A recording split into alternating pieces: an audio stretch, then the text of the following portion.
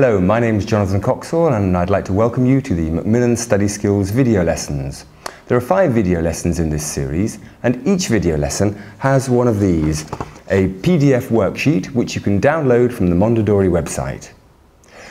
The 5 video lessons are Developing Study Skills, Grammar Study Skills, Vocabulary Study Skills, Listening and Speaking Study Skills and Reading and Writing Study Skills. Welcome to the last in the Macmillan Study Skills video lessons. Today we're going to be looking at reading and writing.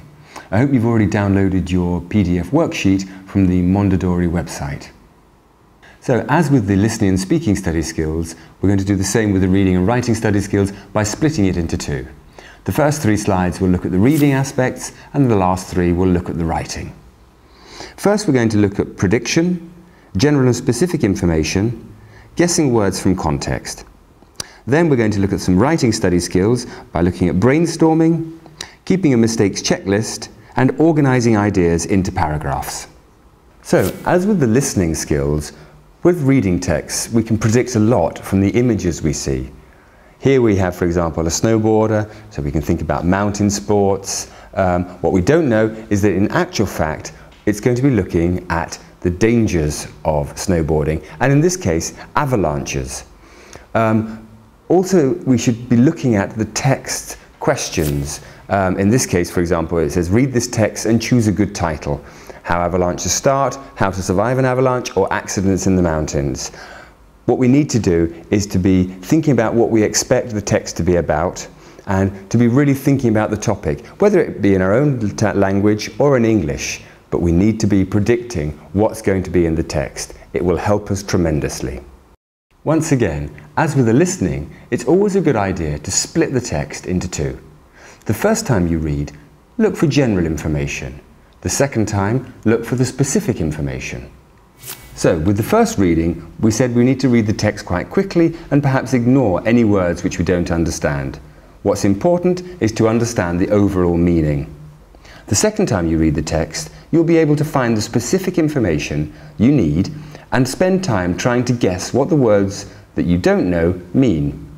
Think about what type of word it is and try and put other words in the same place and see if they make sense. So the idea of guessing words from context, you don't always have a dictionary with you, so it's good to try and develop this skill. Here, for example, if we take the last sentence, the price of the excursion was 1 shilling. We might not actually know what the word shilling is, but we know that it's probably some sort of currency, like the euro or the dollar.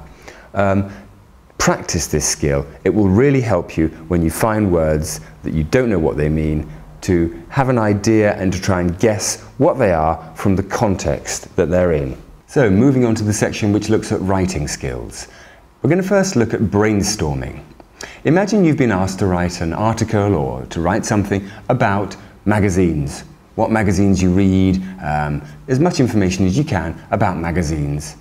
Let's look at how brainstorming can help us. Often, the problem for writers is not to know what to write about. We've already said that this topic is going to be magazines, so perhaps the first thing that we could look at is reading magazines. When do I read them? What's my favourite magazine? And where do I buy them? Or where do I read them? In the second one, we look perhaps at buying magazines. So I might think about the cost. How much do I spend each week on buying magazines? Where I buy them from, or do I get them delivered directly to my house? And finally, how often do I buy them? So as you can see, we've already got a very clear idea of a variety of things that we could write on a subject which initially looked very, very difficult. Brainstorming can help us to create our text. But what happens when we get the feedback from our teachers on any mistakes we've made? Keeping a mistake checklist is really important in the same way as keeping a vocabulary word list is. Let's look at all of the aspects that we need to consider when keeping a mistakes checklist. This is the feedback that we might receive from our teacher, which might include word order, capital letters, errors of tense, vocabulary errors. There could be any number.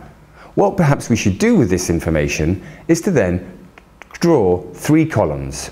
The first column would include the mistake, the second the correction, and the third the explanation. In this case, in general, I think the money is important. That's the mistake. Where is the mistake? The correction would be, in general, I think money is important. Because when we talk about things in general, we do not use the definite article. It's very important to keep a mistake checklist because it'll help us to memorize the things that we shouldn't be doing and to remember them for the future.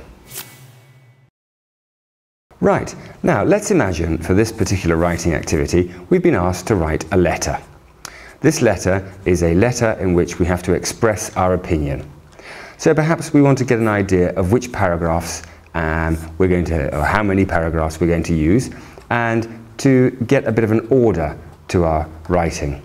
What we want to do to start with is to explain why we have the opinion, and also perhaps to give a statement of opinion.